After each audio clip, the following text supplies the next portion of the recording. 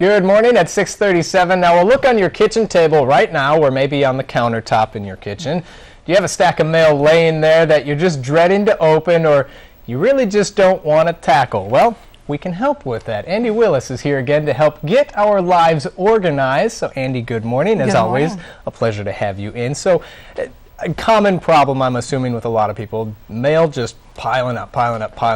6 days a week it comes into our house. At least, yeah. So, well, yeah, I guess 6 days. So let's talk about some tips on how we can get organized, get rid of it. What are we doing here? Okay, number one thing, try to stop the inflow of some of the mail, because we all get so much junk mail, catalogs, magazines we don't read.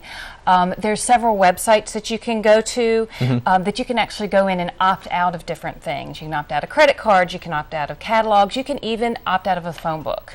Really? And I think we have some of those, don't we? Yeah, we can actually we can give those websites out as we talk about it. We'll pull those up on camera. But what are some ways that we can maybe sort through this stuff then? Instead of just piling it all on the table when we come home, some tips on how to prevent it from even happening. Maybe. So when you come through the door, ideally, if you can deal with it right then, you know, because really, once you get rid of the junk, there's probably not that much you have left to do with. So I suggest setting up a mail sorting station. It could be in your kitchen, an office, wherever it's handy for you, and have a couple of things. Have a trash can and a recycling bin nearby for all that junk mail. A shredder is very handy these days.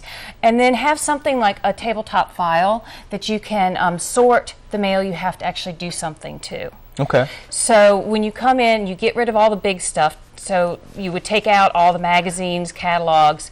Be honest with yourself. If you're not going to order something from this catalog in the next 5 days, pitch it in the recycling bin, because more than likely you'll get another one next week, or you can go online. Okay. So, so the things that you have left, your bills, things like that, if you have a little filing system, you can sort them even if you can't deal with them right now. Okay. So you could go through, have a folder that's bills or to pay, and you drop your bills in there until it's time to pay your bills. You could have one that says to do, so that might be things like invitations, a phone call you need to make, and then you take a little time and sit down on your calendar and schedule that I'm on this day at this time I'm going to pay my bills, or I'm going to return these phone calls, and then sort of work it into your everyday life. Just kind of make it a habit. Exactly. Type thing. Okay, well that's something that I need to definitely do, because I am terrible, and you can ask my wife about it. I just let things sit and pile up, so she always yells at me for that.